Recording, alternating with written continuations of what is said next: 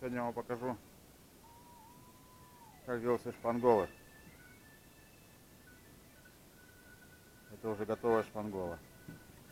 Изготавливается она из корней елки, молодняка.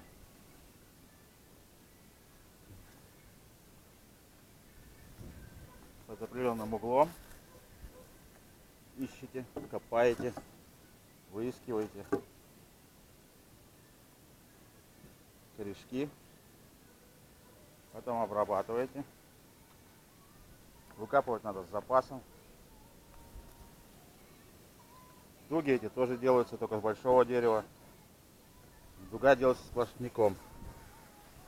Ищется большое дерево, пилится на 2 штуки. Вверх, нос. Как-то так. Делится на 10 шпангол. То есть на 5 рядов по 2 шпанголы в ряд.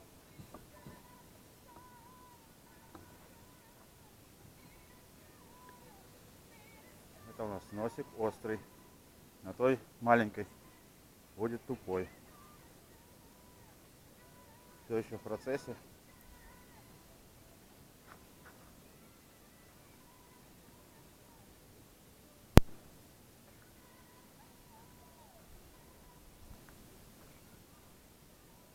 Вот на маленькой будет тупой.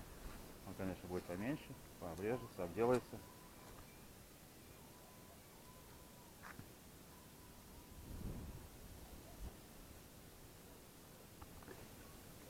Работы еще много.